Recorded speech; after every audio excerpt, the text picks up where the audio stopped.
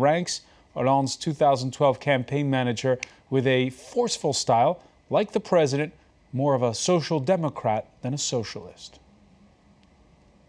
A fresh start for an embattled government. Manuel Valls replaces Jean-Marc Ayrault as France's prime minister, following the Socialist Party's crushing setback at the polls. It will be a tight, coherent, solid team, a fighting government. A more aggressive government, and Manuel Valls fits the bill nicely. He's seen as a choice of the right wing within the Socialist Party, known for his pro-business ideas in opposition to France's notorious 35-hour workweek. As Interior Minister, the 51-year-old's hardline stance on crime and Roma migrants earned him the nickname the Sarkozy of the left. It is not up to us to welcome these people. It is for the Roma to stay in their countries and integrate over there. Born a Spaniard in Barcelona in 1962, he became a naturalized French citizen 20 years later. He entered politics early, becoming a member of the Socialist Party when he was only 17. With a presidential ambition of his own, Valls sought the party's nomination for the 2012 election. After coming in fifth in the first round of the party primaries, he endorsed François Hollande and became his campaign spokesman.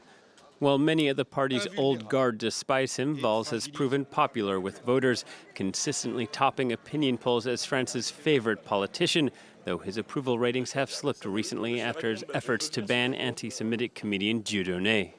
The choice of Valls suggests Hollande is preparing to speed up economic reforms and tough spending cuts as mandated by the EU, weeks before France must present detailed plans in Brussels to bring down its deficit. Well, joining us now, he teaches at the prestigious French Political Science Institute, Sciences Po. Francesco Saracino, welcome, sir. The previous prime minister was a loyal foot soldier of the Socialist Party. Here is this guy who was his own man, who wanted to be president himself. It sort of redefines the office of the prime minister. Yes, it's a challenge for him, of course, because he has to change a role which has always been a minor role in French politics, a sort of figure that was there to take the thunder that the president, to shield the president from problems. And it also, of course, represents a challenge for François Hollande, who has a very ambitious man in a very visible position, who could, of course, be an issue in 2017. So image-wise, it's a break with the predecessor, who was more, I guess you could say, perceived a little bit more like a super cabinet director, chief of staff than a prime minister by some. But is it a break in terms of policy? We'll see. We'll see. It's clear that the election Sunday have brought a very heavy hit to the agenda of François Hollande. He needs to redefine his policies, especially his economic policies. The crisis is hitting France after having hit all the periphery. But he didn't redefine his economic policies. In the little speech he gave on Monday evening, the French president standing by what he calls his responsibility pact. That is to say, he's going to cut payroll taxes in exchange for employers hiring more people. Exactly. So this is where I was going to. In fact, it's so far the president didn't go back on any of his previous policies, which is also kind of understandable because he has a couple of flagship measures that he has been bringing on. If he backfires on that, I mean, it's not going to be very well perceived either. He added that together with help for the firms, there will be some help for the households, so for the families, in terms of reduced wage taxes. It remains to be seen how it will be done, if it's done with fresh money or by taking money from other posts that were already going to households. So there may be some attempt to increase demand and to support the economy through a support of households. Devil's in the details. We'll see if Manuel Valls is capable of pushing such an agenda, and we have to see if, and this is, I think, the defining challenge, if with Manuel Valls, the French government will be able to stand against the Commission and against the European institutions that so far push for austerity. Let's not forget that Hollande didn't choose these policies. Somehow he was forced to do that by pressure from his peers at the European level.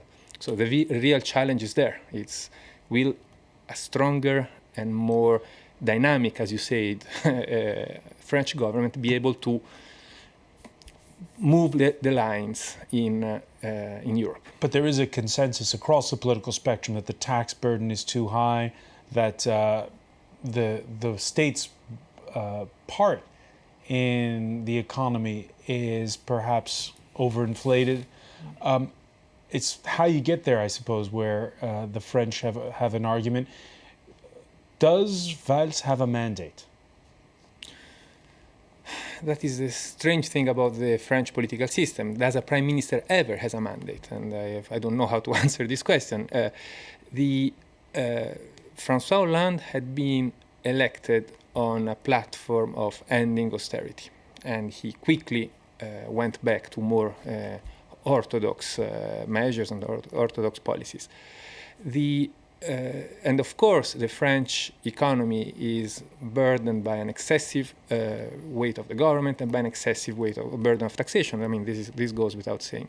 The problem I see in pushing too much in this direction, which is already a problem I saw with the Pacte de Responsabilité, is that the sequencing of measures is important, and you need to understand when to do what. Okay, intervening today on the supply side of the economy risks costing money, costing resources, and not taking the economy out of the hole. Does it mean that you don't have to do it? No, it means you have to do it at a different moment. And probably if I were in Matignon today, what I would do, I would have reforms on the supply side of the economy voted today, but to be implemented later. And today I would push, not so much in France per se, but at the European level, for an important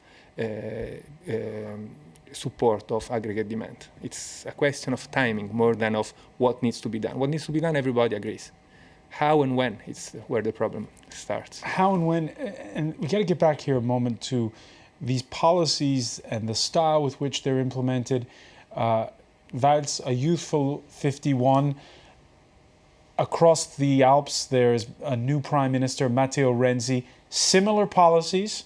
Both have been depicted as Blairites, like Tony, that they're the inheritors of Tony Blair. There are lots of parallels. They have also been depicted both as men in a rush, and it's true. They run. We don't know always where they go, but they run all the time. And it's true that there are lots of parallels between the two, including the fact that they are taking really Tony Blair as a model. But then we go back to what I was saying before.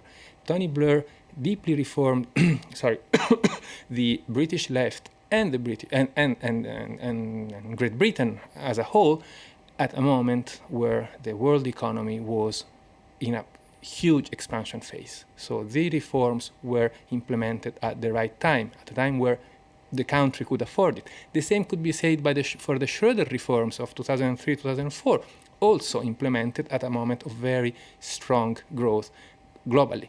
But not strong growth in Germany. No. That's the point. I mean, you impose a burden to a restructuring of your economy, of your system, while the rest of the world is pulling you. Today, it's not the case with growth starting to pick up elsewhere in Europe? Starting to pick up. You say the right words. It's very, very fragile. The rest of the world is very fragile. We don't know what will happen in emerging countries in the next months because of the changing policies in Washington. So we don't have a global context of strong and solid growth. We have a beginning of growth. The Eurozone economy is coming out of the recession. It's not sick anymore, maybe. It's certainly still convalescent. So the problem is, I repeat, it's a bit too early to only focus on that. And of course, here, the interesting thing is that if these two very similar figures could unite forces, it would be much harder for Germany and other countries of the North to resist a change in policy, because, of course, France and Italy are two founding members, two large economies, and there may be some interesting developments on that sense. Final question.